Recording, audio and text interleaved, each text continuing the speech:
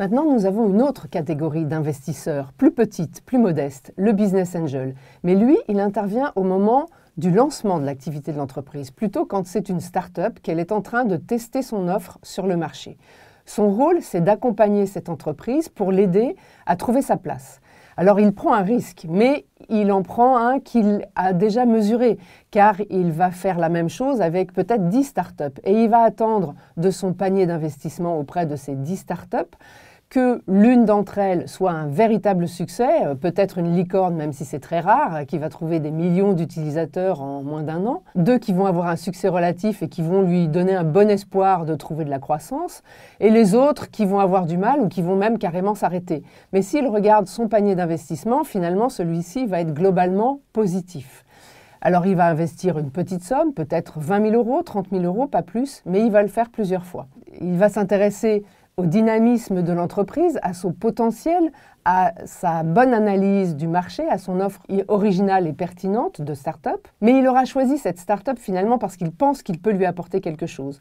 Donc il sera attentif également à la relation qu'il va réussir à créer avec le dirigeant, à l'affinité qu'il aura avec lui. Il faut qu'il y ait une vraie transparence dans la relation, une confiance qui s'établisse. Maintenant, nous avons le banquier, bien sûr. Alors le banquier, il n'arrive pas tout de suite au moment de la création de l'entreprise, il attend qu'elle ait fait un petit peu ses preuves et il va porter sur l'entreprise deux regards, un regard long terme et un regard court terme.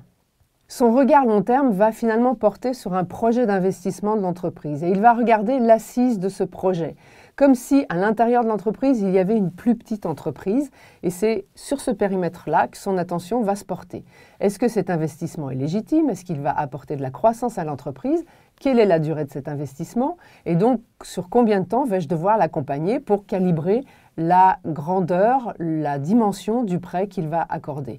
Il va aussi être attentif à la capacité de l'entreprise à générer suffisamment de liquidités pour être capable de payer les intérêts du prêt et de rembourser les mensualités d'amortissement du prêt.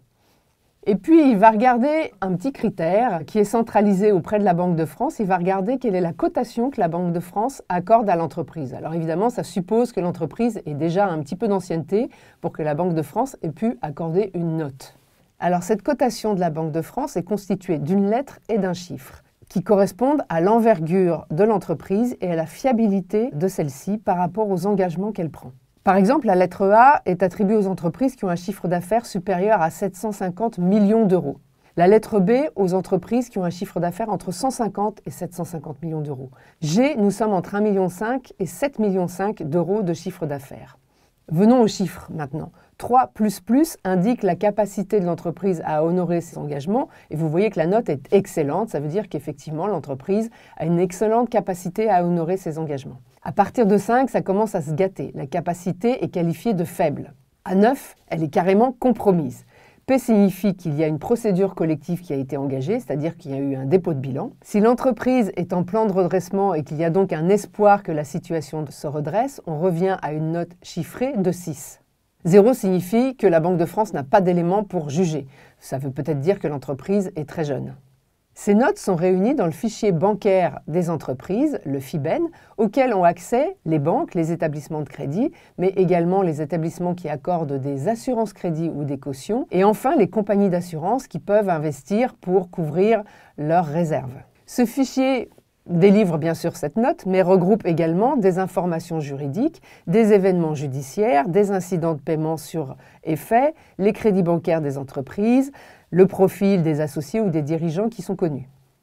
Maintenant, la banque va aussi porter un regard court terme sur l'entreprise, c'est-à-dire qu'elle va l'aider à financer ses opérations courantes. Elle va donc s'intéresser au cycle de production de l'entreprise, elle va regarder à quelle vitesse tournent les engagements de l'entreprise et ses besoins de trésorerie. Pour ça, elle a besoin de s'assurer que les prévisions du dirigeant sont fiables. Il est très important d'établir une relation de confiance avec la banque et de montrer que, bien sûr, on n'est pas magicien et on ne peut pas deviner tout ce qui va se passer comme incident potentiel de parcours. En revanche, il est très important de montrer à son banquier qu'on anticipe un petit peu les choses, qu'on prévoit et qu'on devance les problèmes en l'appelant parce que là, soudain, il va y avoir une petite tension. Le banquier déteste avoir à appeler l'entreprise cliente pour lui dire qu'il est obligé de bloquer ses lignes. Car finalement, le banquier n'a pas autant d'informations que le dirigeant, il ne raisonne pas, il applique des règles et un cadre. C'est au dirigeant de devancer, d'anticiper et de mettre en confiance le banquier.